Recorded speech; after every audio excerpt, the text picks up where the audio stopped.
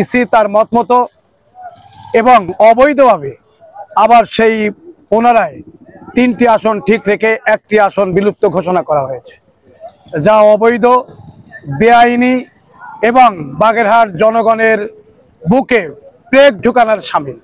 আমাদের রক্তক্ষরণ হচ্ছে। আমরা এই অবৈধ সিদ্ধান্ত মানি না, মানার সুযোগ নেই। এই কারণে আমরা কর্মসূচি ঘোষণা করেছি। আজকে সকাল সন্ধ্যা হরতাল, আগামীকালকে থানায় থানায় বিক্ষোভ মিছিল, তারপরের 2 দিন টানা হরতাল। আজকের হরতালে বাগেরহাটের জনগণ স্বতঃস্ফূর্তভাবে নেমে এসেছে। কোর্ট কাছারি চলে নেই, কোনো উকিল কোর্টে ঢোকে নাই এবং প্রত্যেকটা শিক্ষা প্রতিষ্ঠানের ছাত্রছাত্রীরা কি করেছে, আজকে হরতাল পালন করছে। অফিস আদালত বন্ধ হয়ে গেছে।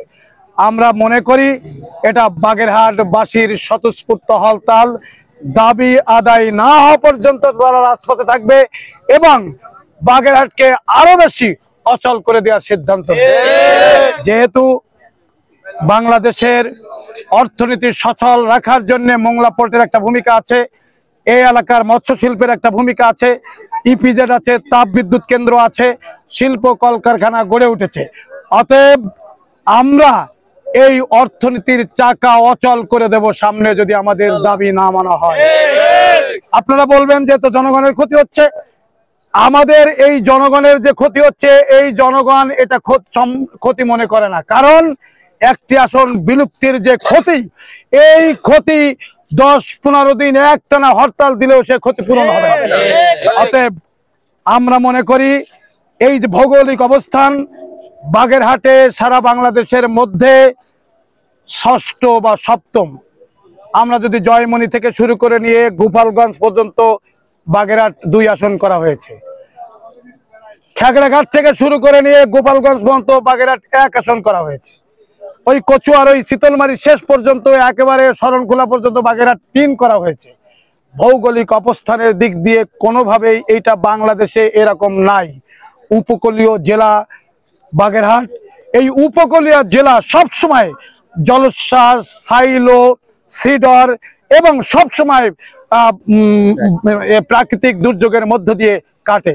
অনুন্নত ওই এলাকা, এই এলাকাকে যেভাবে অবহেলা করা হলো, বাংলাদেশ বাগেরহাটের মানুষ সেইটা মানে না, মানবে না, জীবন দিয়ে হলেও রুখবে, আগামীতে রুখে দেবে ইনশাআল্লাহ।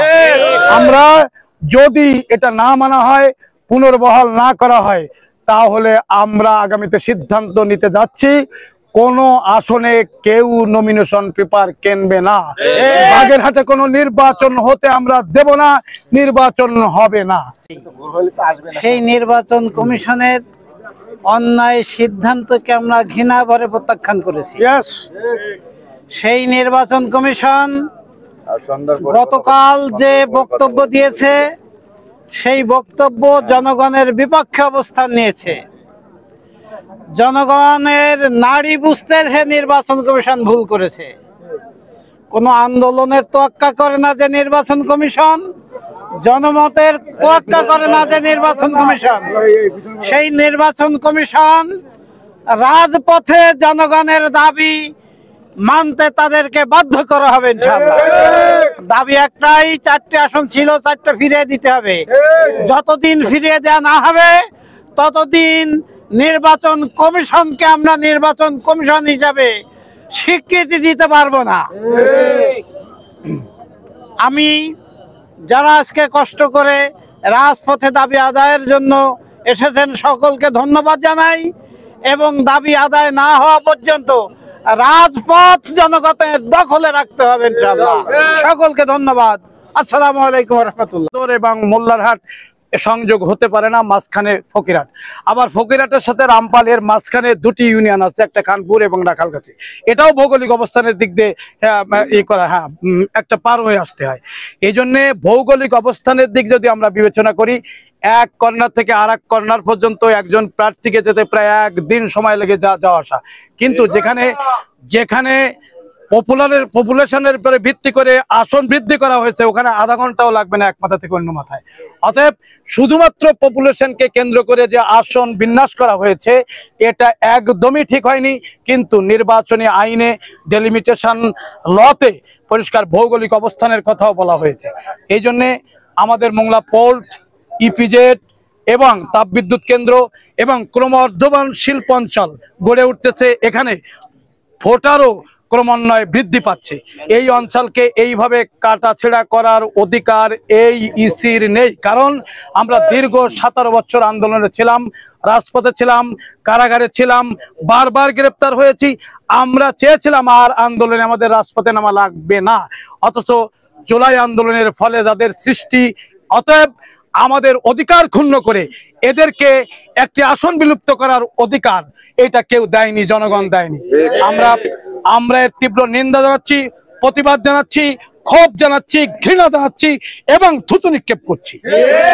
আমরা আরো বলতে চাই, সেটি হলো যে আমরা যদি এই আসন পুনর্বহাল আমরা যদি না পাই, যদি পুনর্বহাল না হয়, তাহলে বাংলাদেশের অর্থনীতির চাকা যেখান থেকে চলে, বিশেষ করে মোংলা পোর্ট, ইপিজেড, তাপবিদ্যুৎ কেন্দ্র, মৎস্য শিল্প, সুন্দরবন, এখান থেকে যদি আমরা যদি অচল করে দেই, বাংলাদেশের অর্থনীতির চাকা অচল হয়ে যাবে, ইকোনমির চাকা অচল হয়ে যাবে।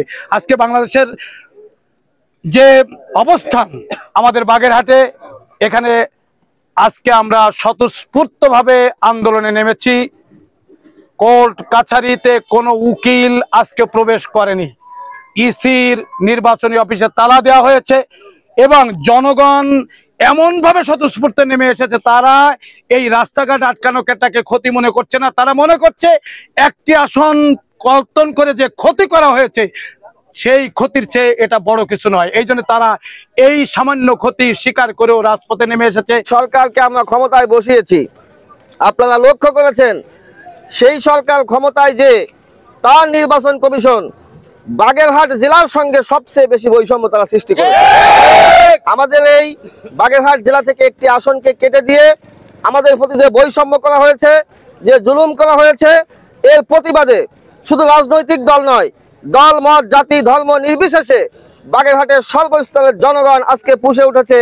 আমাদের অধিকার ফিরিয়ে দেওয়া না পর্যন্ত আমরা রাজপথে আমাদের আন্দোলন চলবে। আমাদের আন্দোলন ততক্ষণ পর্যন্ত চলবে যতক্ষণ পর্যন্ত আমাদের 4টি আসন বহাল করে দেওয়া না হয়। আজকে জেলা আন্দোলন পরিষদ হরতালের আহ্বান করেছে, আমরা হরতাল কর্মসূচি পালন করছি। এরপরে যদি আরো কোনো বড় কর্মসূচি পালন করার দরকার হয়, সেটা প্রয়োজনে করব। এই বাগেরহাট জেলার কাটাখালী নোয়াপাড়ার মোড় বাংলাদেশের একটি গুরুত্বপূর্ণ সড়ক, আমরা এটাকে যদি আটকাই দেই, টোটাল বাংলাদেশ অচল হয়ে যাবে। আমরা মোংলা বন্দর ইপিজেডকে বন্ধ করে দেব, আমরা তাপবিদ্যুৎ কেন্দ্রকে বন্ধ করে দিয়ে আমরা বিদ্যুতের সমস্ত ব্যবস্থাপনাকে আমরা বাগেরহাট থেকে বিচ্ছিন্ন করে দেব।